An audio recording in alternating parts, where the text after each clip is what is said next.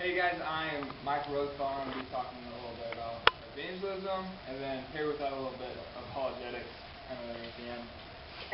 So in high school, played a lot of sports, and a great thing about sports, among other high school activities, besides the locker room stories, is bus rides, the long bus rides that you have. Whether it's someone peeing in a water bottle, to rap battles, to beatboxing, to all the crazy stuff that happened on these bus rides. An actual good thing that came of it during my high school years were just chances to talk about Jesus with people. And, that's something that God provided, of course on the way back, because on the way there we were focused, with the band and all that good stuff. But, on the way back, God really did provide chances to talk about Him. And then through this, I just got to make a lot of friends on the with my teammates, and I got to be known as a Christian among them. And so, that high school experience, and then coming to college, getting plugged in with the salt company,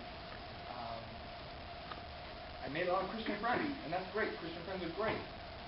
But I was really missing those conversations and those opportunities to be a light. So feeling this holy discontent, my now fiance and I, Catherine, we started praying about it, and God showed us through Philippians 2, talking about life as stars, shining like stars. Anyways, being a light. And so we decided that I would join a fraternity. I think there's stereotypical mind of what a fraternity is. And so I decided to join a fraternity to be an ambassador for Christ and to make friends and to share God with them. And that's kind of what we're talking about, just an encouragement to be an ambassador for Christ. So the question, why don't you tell people about Jesus? Why don't we tell people about Jesus? A reservation that we might have is that you're not perfect. And, who knows that the most? You do. You know that. But just thinking about it through logically, have you ever said something true? Has God ever used you to say something true to somebody else? And He has. Nothing about it. If you're following Him, you read the Bible, if you read it to somebody else, that's true. And so, don't let that stop you from speaking to somebody. Also, a more humorous example, in Numbers 22, God chooses to speak through a donkey. He likes you guys a little bit more than donkeys. And even in the salt company, we see this amazing thing happen that God chooses to speak through people like Stan and Stans. And so the point is that if God can speak through an ass, He can speak through you. Yes, I just said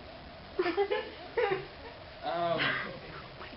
And then not only can He definitely choose to speak through you, but He's given you the Holy Spirit. In 2 Timothy 1:7 says, "For the Spirit God gave us does not make us timid, but gives us power, love, and self-discipline."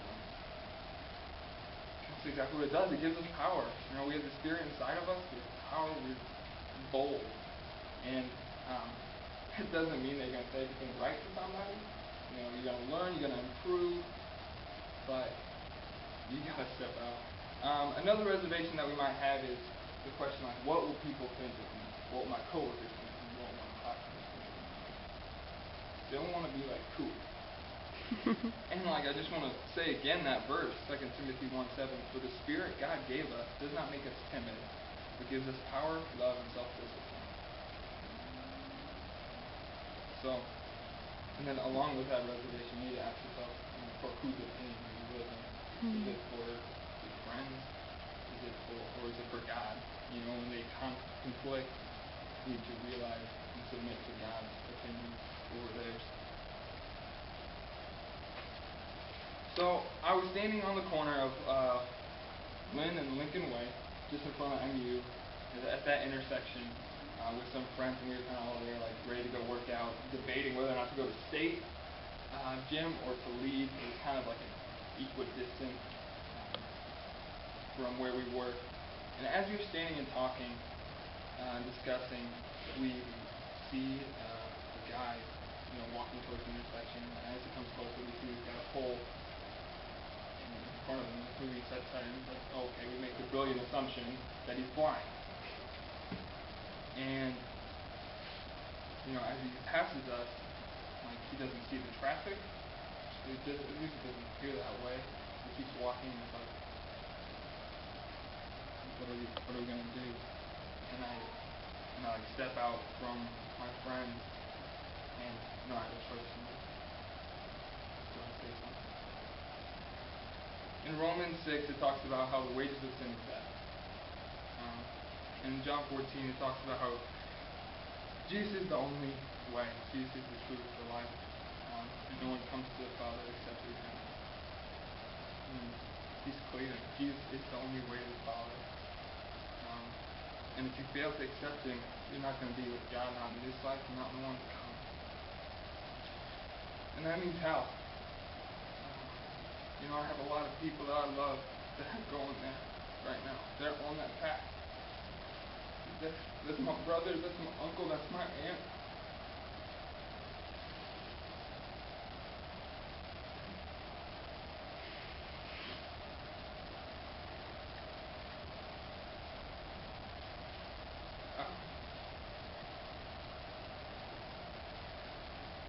Both friends and family.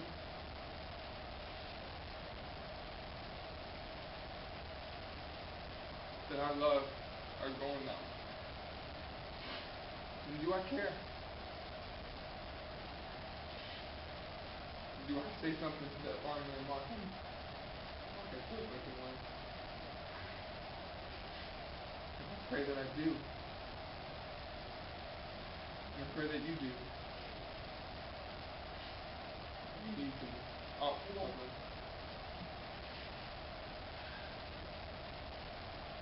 Alright, so I'm moving away from all the emotional stuff. How to engage. So, during those conversations on the bus ride, almost exclusively those conversations were about the mind. About, I don't get this concept, I don't get that concept. Or I have this opposition to what God says. And, a couple ways to engage those people is just look and pray for opportunities. God is faithful and will provide them. Just ask Him, Lord, please give me a chance today to talk to somebody about you. That doesn't mean somebody's going to come up to you and say, hey, been thinking a lot about the gospel, and would you explain it to me? That's not what that means, but that might happen. But it's more likely going to come in the form of conversations. And during these conversations, I would really encourage you guys to ask questions. Questions are going to do a lot for you. They show that person that you care about them and aren't just up there preaching at them, so that you care about them and what they think. And then these questions also help them explain why they believe what they believe. Because most of the time, what they believe is untested. So, some questions that I found to be very helpful are called Columbo questions. And Columbo is this detective, a really old show. I've only heard about it from old people.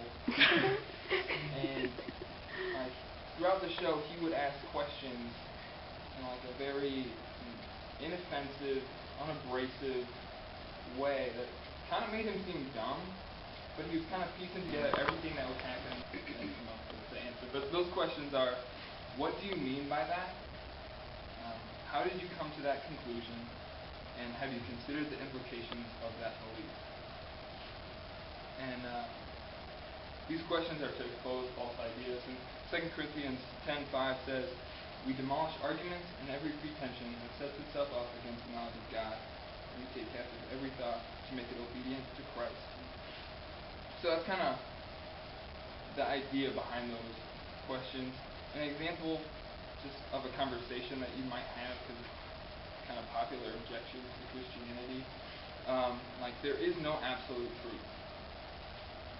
You've heard that one before. But then just a quick question right back to that is, do you think that's true? Okay, yes, they do. So, like, it's called a self-defeating statement. Like, where they say something that they believe, but that belief, like, falls underneath itself and kind of gives way.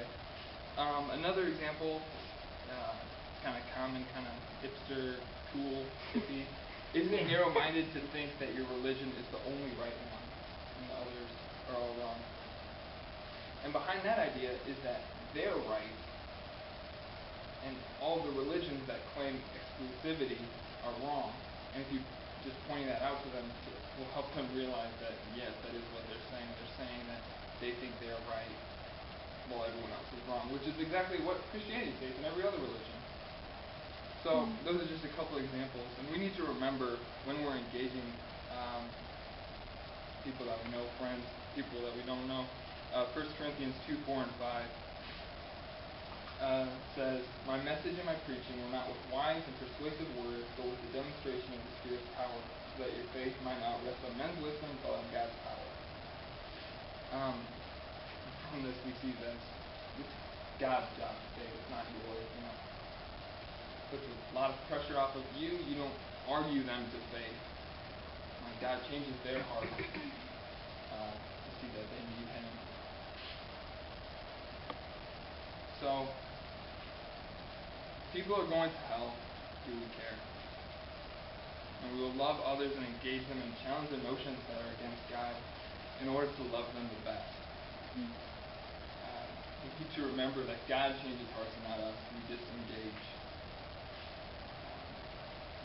Book that I've been reading, the author makes it his goal to drop rocks, he calls it, in their shoes, so that after the conversation is over, they just feel that sting in their foot every time they step. They remember that conversation, and they think back to it, and in hope that they give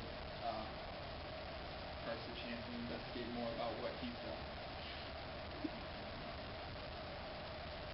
So, the bus rides I had in high school that you guys probably all had in high school, the conversations that you had, that high school time is all gone. Before I was a freshman, I was never supposed to graduate. That time was never supposed to come. Here it is, it's gone and passed away. Like, that time is unique, and the time here is unique. I'm realizing that more as I'm coming to the last semester of my fraternity. Just realizing that I've got a lot of work that's not done. I mean, there's definitely a sense of urgency, and I think this is just backed up a lot by James 4:14. It says, "What is your life? You are a mist that appears for a little while and then vanishes." So make the most of it. Make the most of it now, make the most of it in the next stage of life, and every stage of life that you're in. Heavenly Father, thank you so much for and making us do this. This is really outside my comfort zone. Lord, we love you and help us to love others in the best way that we can. Maybe that's not something that's comfortable for us. Help us to question what they believe and why they believe it. Lord, we love you. Help us to love you more.